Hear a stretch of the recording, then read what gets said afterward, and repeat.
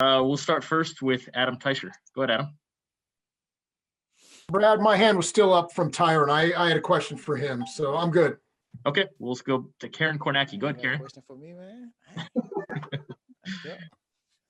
Hey, Tyreek. Hey, how you doing? Miss Good. Karen? Last year was so exciting getting to the Super Bowl, and this year you Right. guys are going back to try to defend that title. But how different does it feel? Because you guys aren't even going to go until the day before the game, and you don't have all that week-long stuff. So is there some way that you can still prepare in that championship way without all of the ceremony that goes around a Super Bowl week? Yeah. It kind of sucks that all of the fun, gets taken out of, the media walking on stage and just, meeting different people. But, at the end of the day, it's still football. We're going to go down there, and just play ball. Luckily for us, we had the chance to go down there and play them earlier in the year. So I feel like it's kind of an advantage for us, knowing the field, knowing the weather, and just things like that. Sorry. Let's go next to Matt Derrick. Go ahead, Matt. Hey, Ty. What's up, man? Hey, you're an athlete. You've played a lot of different sports at Right. a high level. Right. You played different positions in the game of football. Right. I'm just curious, specifically, what is it about football that you love that took you to the sport? And what is it you love about playing a receiver versus the other positions you played? I don't know, man. I just love, when it comes down to football, man, I just love competing, just going against your man, it's man on man, and then just playing the wideout position, especially like it's either he beat you one play or you beat him. So it's just competing for the ball and just, just being that dog, so I mean, when I do something, I want to be the best at it, that's something that my grandparents has taught me, throughout my whole life, don't be average at things. So it's just a fire in me, man, just competing. So that's all it is. I just love to compete and just trying to beat, who's ever guarding me. Let's go next to Sam McDowell. Go ahead, Sam. Hey, Tyreek. What's up, man? What is it about this team's ability just to kind of respond whenever maybe things don't go well in a game? Whether it's a moment, whether it's a quarter, or however long it lasts. What is it about this team's ability to respond to those bad moments? Well, luckily for us, man, we got tremendous leaders. We got tremendous coaches on this team. I mean, Pat, Kelsey, being those on the offensive side, and then everybody knows Eric Bieniemy. He's very vocal on the sideline.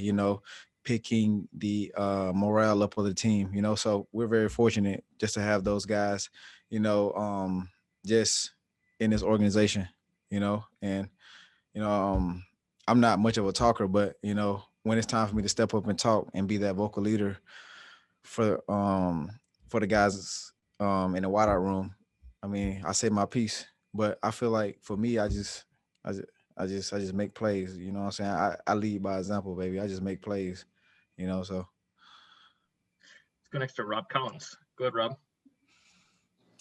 Hey, Tyreek. Chris Jones is up earlier, and he said that he reads everything on social media and takes it personal, uses it as motivation. I know you've been in the social media sphere the last couple of days with other players. What's your thought on social media, and do you use that as motivation as well?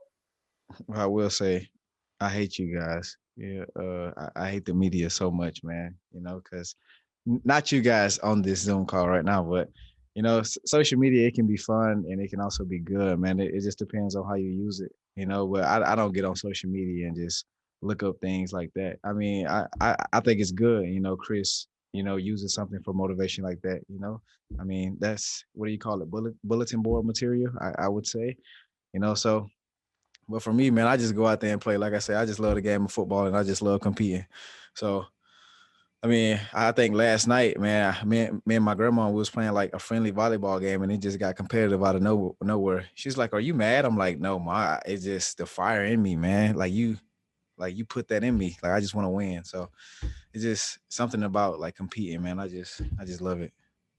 Go next to Pete Sweeney. Go ahead, Pete. Hey, Tyreek, when you go back to that Week 12 game, everybody knows about the first quarter and the sharp call and everything like that. And then they changed their plan a little bit. Right. What changed from quarter? You were still productive, but what changed from quarters 1 and 2, then 2 through 4 in their plan against you? I mean, I just got tired, man. Just got tired of running, man. Now let me stop. But for real though, Todd Bowles is a great defensive coordinator. He's been doing it for a long time. So I mean, I'm sure he's seen guys like me, throughout his career. So I mean, just being able to like dial up cover twos, cover 55 scrums and things like that just slow me down, So, and then also putting Carlton on me, slowing me down and then bringing the safety over top a little bit to double me and Kelsey. So that kind of slowed us down a lot. And then plus their front seven is tremendous. So, I mean, once they get clicking on defense, they're a great defense, So Devin White flying around the field. So they're great, man. So I just feel like I just got lucky, I was just able to just get open. We'll go last to Herbie Teope. Go ahead, Herbie. Hey, Tyreek, how you doing, man? What's up, man? Hey, nothing much. You mentioned Eric Bieniemy earlier, and I'm curious your thoughts on him because you were around him a lot. How surprised are you that here we are, another NFL head coaching cycle come and gone, and he was not hired? Right. Well, I'm not a GM or anything, but I mean, I will say, Coach Bieniemy has helped me a lot, the man, the player, and just everything I've become, for this Chiefs organization. But I mean, it's very shocking, that he didn't get a job. I know, I know deep down inside, like he's gonna like look himself in the mirror and say, what do I have to do better, so I can get that job next year or whenever the case may be, so. Because he's that kind of dude. Like he wants to get better and he wants to become a head coach. So his time will come. I feel like everything happens for a reason. Like his time will come. Like so it'll come. But with that being said, David Culley did get a job. I will say he was my receiver coach when I first got to the Chiefs. I am real happy about that. So we appreciate the time. Thanks for joining us. Thank you guys.